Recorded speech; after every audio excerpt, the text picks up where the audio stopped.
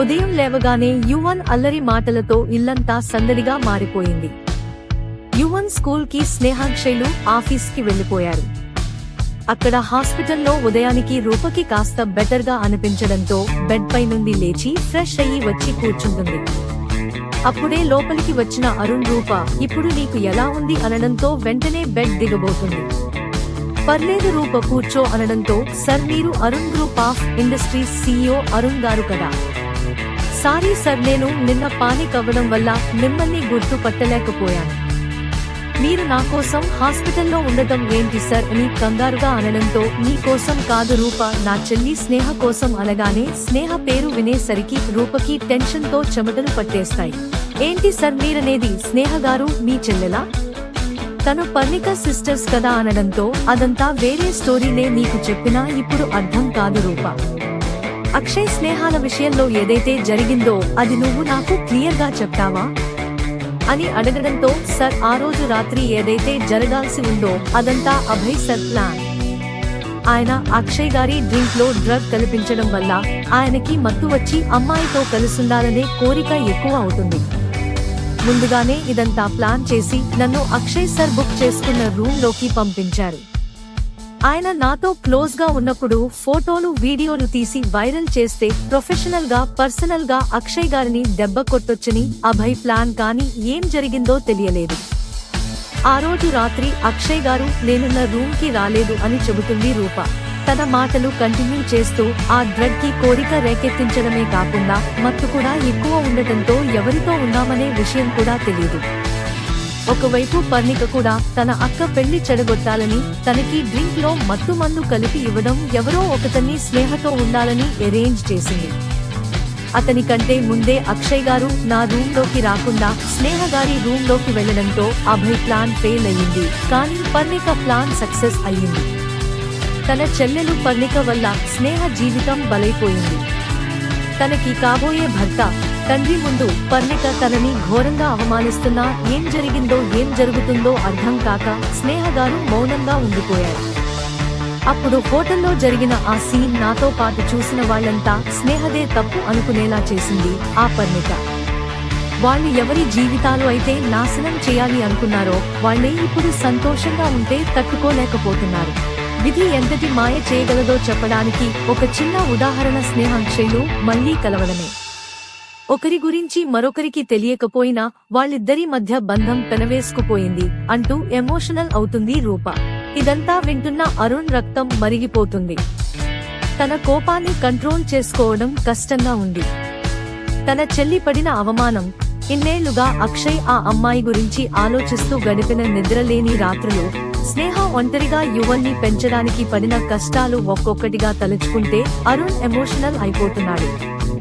కళ్లలో నుండి నీరు ఆగకుండా పొంగుతుంది. అరుణ్ సర్ మీ చెల్లెలికి జరిగిన అన్యాయానికి నేను చాలా బాధపడుతున్నాను. దయచేసి మీరు కూల్ అవ్వండి అంటూ రూప అరుణ్ ని చూస్తూ టెన్షన్ గా చెబుతుంటే అరుణ్ అయ్యాం ఓకే రూప నువ్వు టెన్షన్ పడకు అని చెప్పాడు. కానీ తన పరిస్థితి ఎలా ఉందంటే ఇప్పుడే వెళ్లి ఆ పర్ణిక అభయ్ల అంతు చూడాలి అనుకుంటున్నాడు. కానీ ఇది సరైన సమయం కాదని అనుకుంటూ తనకి తనే సర్ది చెప్పుకున్నాడు. రూప నువ్వు త్రిపాఠికి ఇచ్చిన ఎవిడెన్స్ మిస్ అయ్యింది. నీ దగ్గర ఇంకొక ఎవిడెన్స్ ఉందా అంటూ అరుణ్ అడిగేసరికి రూప తడబడుతుందే తప్ప నోరెత్తి మాట్లాడలేకపోయింది. రూప నీకే ప్రాబ్లం రానివ్వకుండా నిన్ను అబ్రాడ్ పంపిస్తాను. లేదు ఇక్కడే ఉంటాను అంటే మా కంపెనీలో జాబ్ ఇచ్చి నీ లైఫ్ టైం ఏ ఇబ్బంది లేకుండా అన్నీ ఇస్తాను. దయచేసి నీ దగ్గర ఇంకో ఎవిడెన్స్ ఉంటే నాకు ఇవ్వు అని రిక్వెస్ట్ చేస్తూ అరుణ్ అడగడంతో రూపకి కంట్లో నుండి నీళ్లు వచ్చేస్తున్నాయి. సర్ అభయ్ సర్ చెప్పినప్పుడు నా ఫ్యామిలీ పొజిషన్ బాగోక ఆ పనికి ఒప్పుకున్నాను తప్ప నేను ఎలాంటి తప్పు చేయలేదు సర్. కానీ అలాంటి నన్ను భయపెట్టి బెదిరించి నా మాన ప్రాణాలు కూడా తీయడానికి ప్రయత్నించింది పర్ణిక.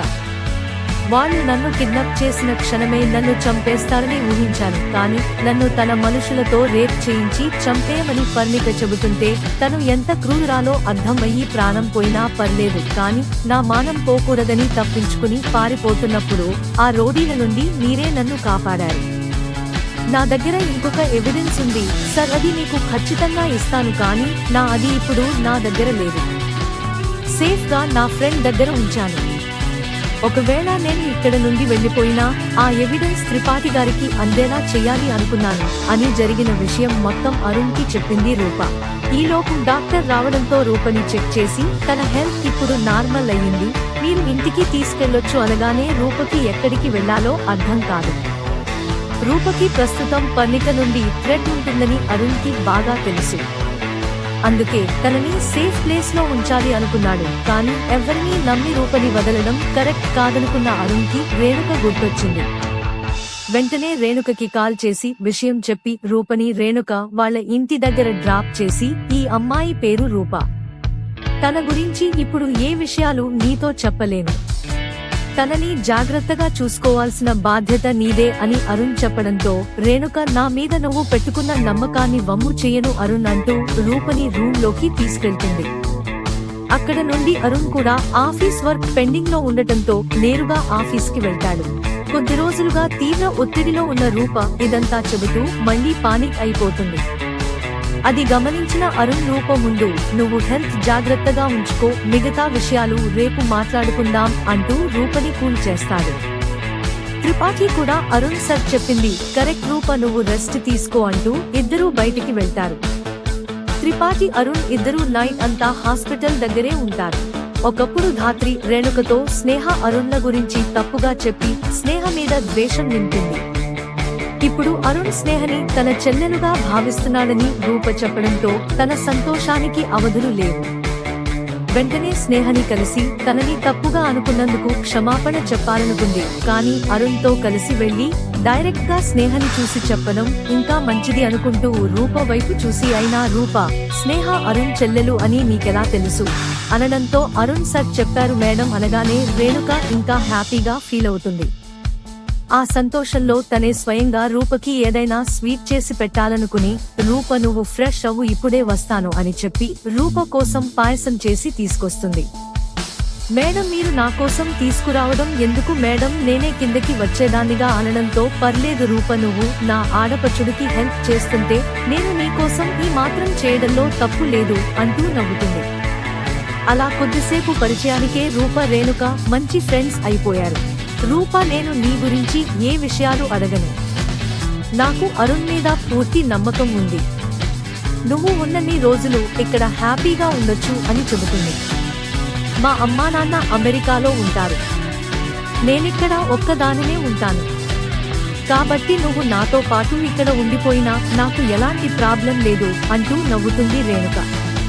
మేడం, ఇప్పటి వరకు మీరు లక్కీ అనుకున్నా, కానీ నీలాంటి అమ్మాయి అరుణ్ సార్ భార్యగా రావడం అరుణ్ సార్ అదృష్టం అంటూ మనస్ఫూర్తిగా రూప చెబుతుంటే రేణుక మనసు ఆనందంతో ఉప్పొంగిపోయింది.